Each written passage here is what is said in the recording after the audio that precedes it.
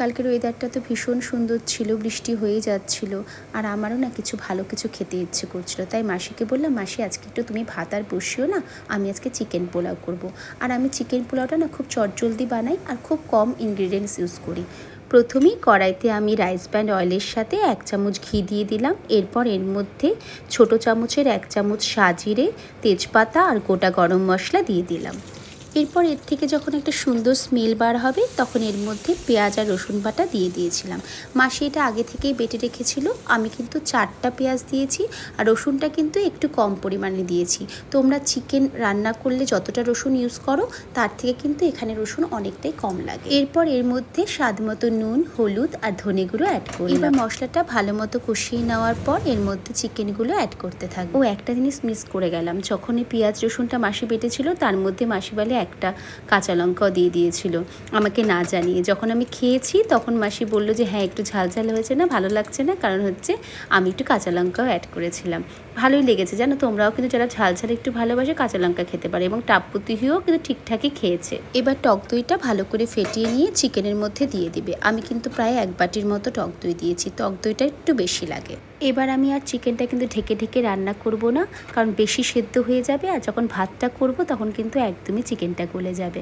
এবার আমি চিকেনের মধ্যে আদা বাটা দিয়ে দিলাম, একটু বেশি পরিমাণেই দিলাম। আসলে পোলাও রান্না করছি তো, দেবা আদার গন্ধটা কিন্তু ভালো লাগে একটু বেশি দিলে। আর তার সাথে চিনি দিয়ে দিলাম। বাঙালি বলে কথা, একটু মিষ্টি মিষ্টি পোলাও না হলে না ঠিক ভালো লাগে না। দেখো চিকেনটা প্রায় সেদ্ধ হয়ে গেছে, আর আগে থেকে ভিজিয়ে রেখেছিলাম চালটা, ওটাই আমি দিয়ে দিচ্ছি।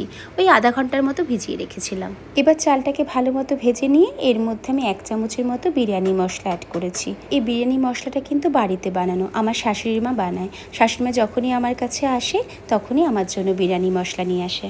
রান্নাটা প্রায় হয়েই আসলো, এবার খালি জল অ্যাড করলেই হয়ে যাবে। আমি যেই কাপটার মাপ দিয়ে চাল নিয়েছিলাম, মানে 1.5 কাপ চাল নিয়েছিলাম, তো সেই কাপে আমি 3 কাপ জল অ্যাড করলাম। আর জলটা কিন্তু গরম জল অ্যাড করবে। এবার কড়াইটা ঢেকে দিয়ে গ্যাসের ফ্লেমটা একদম লো করে দেবে। জানো তো, কালকে যখন টাপ্পুতিরা স্কুল থেকে ফিরেছে আর দেখলো যে বাড়িতে লাঞ্চে আজকে চিকেন পোলাও, ওরা বলছে মামা আমাকে আগে খেতে দাও, তারপর ড্রেস চেঞ্জ করব। আগে খেলো তারপর ড্রেস চেঞ্জ করলো। এই দেখো চিকেন পোলাও কিন্তু পুরো রেডি, শুধু ঢাকনাটা খুলে 1 চামচ ঘি অ্যাড করেছি। হাজব্যান্ড অলরেডি চলে এসছে লাঞ্চ করতে, তো ওর জন্যই চিকেন পোলাওটা প্রথমে বাড়লাম। হাজব্যান্ড যখনই দুপুরবেলায় অফিস থেকে লাঞ্চ করতে আসে আমরা কিন্তু সবসময় একসাথে লাঞ্চ করি। এই চিকেন পোলাওয়ের সাথে আমি একটু রায়তা করে নিয়েছিলাম। আসলে আমার হাজব্যান্ড আর 2 বাচ্চারা ওরা রায়তা দিয়ে চিকেন পোলাও বা বিরিয়ানি খেতে ভালোবাসে। খেতে কিন্তু খুব ভালো হয়েছিল, তোমরা কিন্তু ট্রাই করে দেখতে পারো। হঠাৎ করে যদি বাড়িতে কোনো গেস্ট চলে আসে তোমরা কিন্তু এভাবে চিকেন পোলাও বানিয়ে দিতে পারো, খুব ভালো খাবেন। আজকের ব্লগটা কেমন লাগলো প্লিজ জানিও। টাটা, ভালো থেকো তোমরা।